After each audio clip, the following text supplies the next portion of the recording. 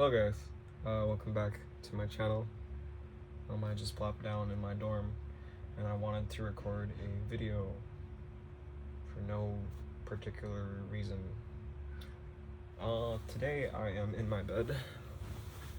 As you can see, these are my four walls. Actually just one wall and two open space. I'm in a bunk bed. There's a top bunk. My roommate's not home yet, so I'm recording this video. I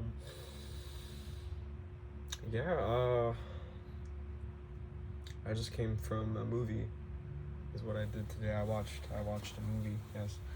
It was, here's proof, the free water bottle they give you with the ticket and the popcorn.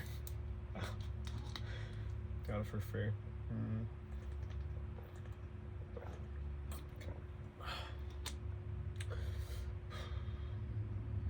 Yeah, it was a okay movie. I don't know why I decided to watch it. I was just walking home, went to the mall because I was craving McDonald's. Well, before I get into that, I guess I should tell you what movie I watched. I watched this thing with Brendan Fraser. Oh my god, I forgot its name. That's really fucking stupid. No, I couldn't have forgotten its name. It was Rental Family, yeah. It was directed by this guy. His name is like Hikari. There was no last name. I mean, it was just one name. The director, he's just one name. He's a one name kind of guy. Hikari. However you say that. I don't know about him. So that was my first Hikari movie. Unless I've seen one without knowing. That happens sometimes. But if you're gonna use like one name, I guess he's pretty big. Is he a big time guy? Maybe someone could leave that in the comments if Hikari's a big time guy. It was fine.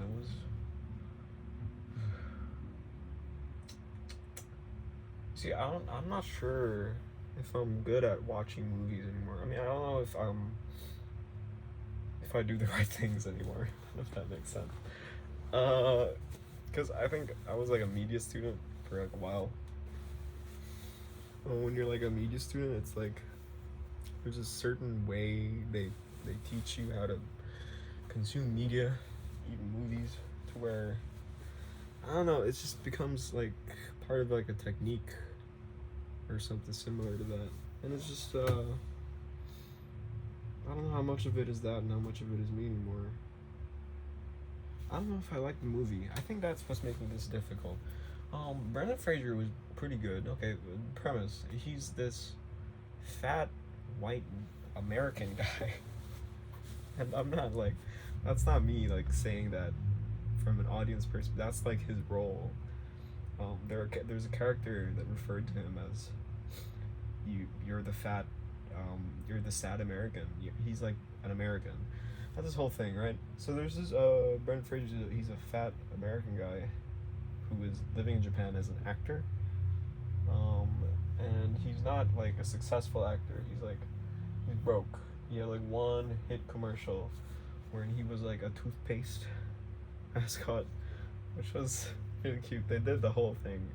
They did like an actual toothpaste commercial with Brendan Fraser, and he was like the toothpaste when you squeeze it out. It was cute. That sequence was cute.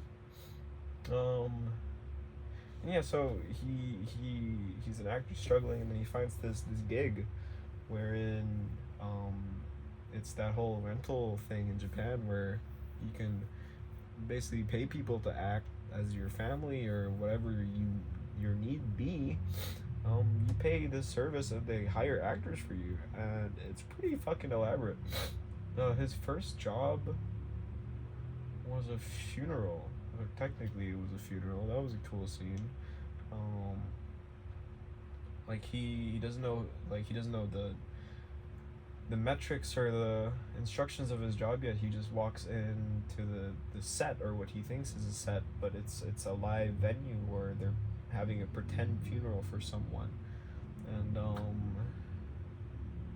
he walks in there, he's like bumbling around like what's going on? Is this like a real funeral? Is this like a fake funeral? and then eventually it's sort of implied in his face that he realized like, oh, okay, this is for real funeral, and for some reason they wanted like a fat white American to be here and be like a kind of like a bumbling idiot. He's kind of like a bumbling idiot. I mean, at least in that sequence. And then he walks up to the coffin, walks up, you know, when they're looking at the open coffin, whatever. And the guy looks back at him and he's alive. Like he like smiled or something. Like his pale face looks back up at Brendan Fraser and he smiles or nods or whatever, and it's like, oh, okay, so he's alive. And that basically that's the premise of the movie is Brendan Fraser going off and doing these jobs for these people who are essentially strangers. And then, you know, obviously attachment builds. There's the main two ones is one where he has to pretend to be someone's dad, which is like, oh my god, you know, like a toddler. And this toddler was like this Asian kid. So there's a lot of implications there. And then there was another one where he had to pretend to be a journalist who was interested in this legendary Japanese actor, the daughter of which hired him to play the journalist in order to interview the actor because he was feeling sad and a bit forgotten, you know. So he wanted attention, I guess, or you know, accolades. And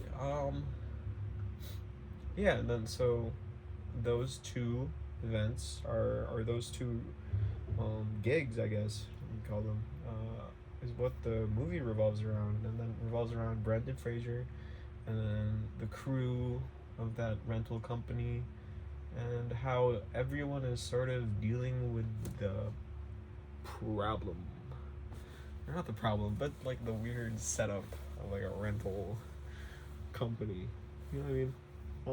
So obviously with these elements, the setup is it's pretty ripe for something emotional, I'd say.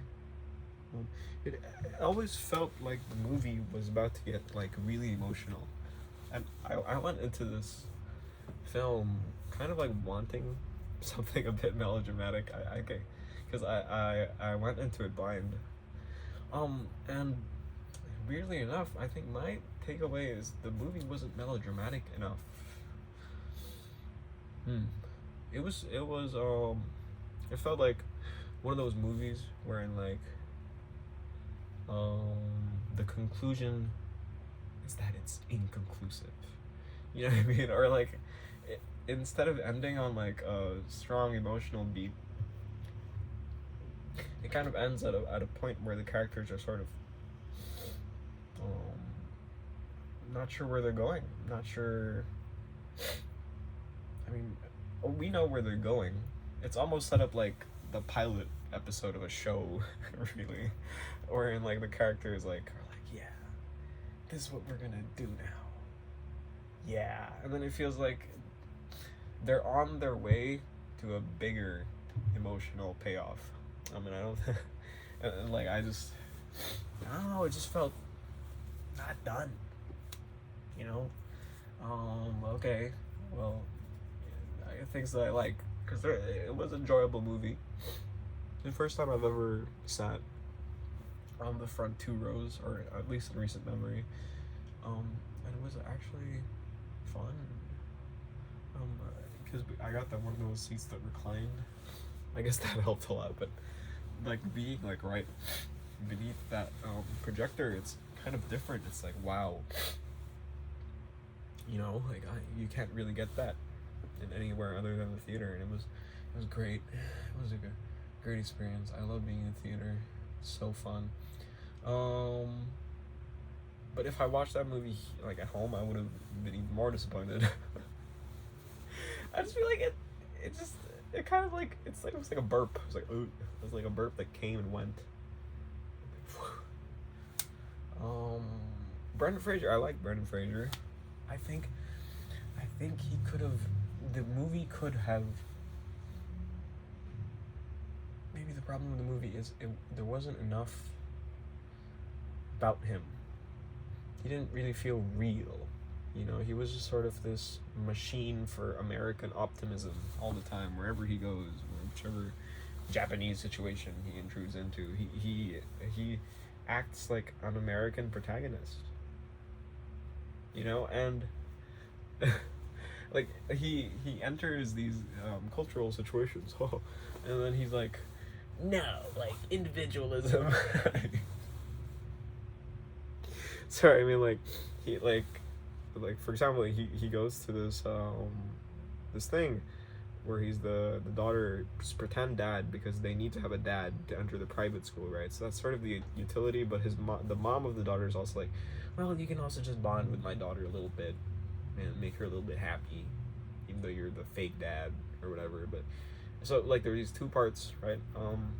And then he comes up to this interview day, and obviously he's bonded with the girl and whatever, and that was pleasant, I guess. But yeah, when the Japanese lady, he tells him like, hey, this is the script we're gonna follow to do this interview. Like, I know this stuff, I've been through this before. Like, basically just don't say anything, don't say these, don't say that, just say this, that, you know, like, I just want my daughter to get the best education, whatever. And I don't know, he has like a courtroom drama scene where he's like, no, Mia is more than just a learner. She's an individual with creativity. And it's like, it's so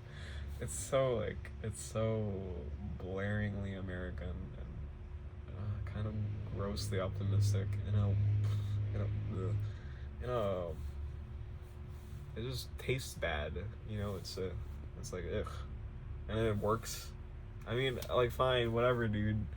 But like, not really. I don't know. It just felt dumb. Like, why? Like, he's set up as this bumbling idiot, right? Who can't find this a place in the world. And he never has to come to being in any place, really. He just continues to be a tourist in all of these people's lives.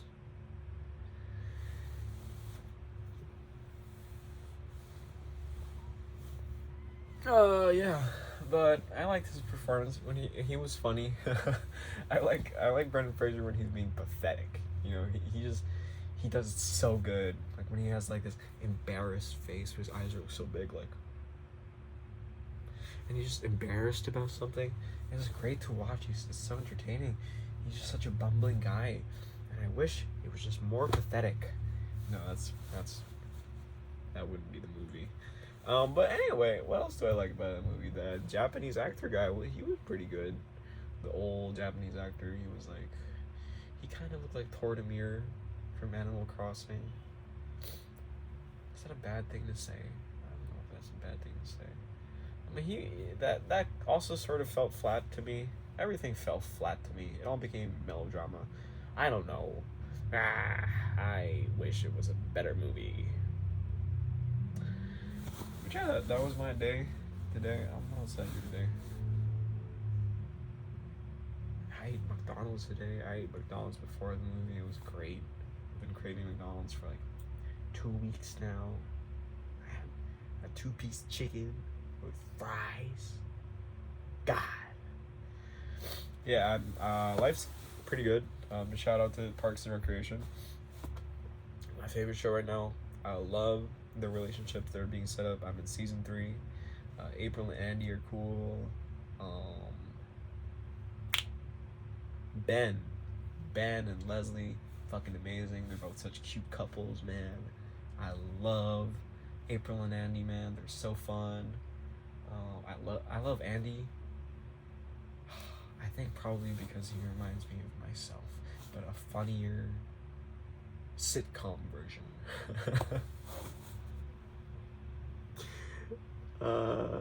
Anyway, it's been cold. Wrap up, guys, and I'll see you in the next one. Bye bye.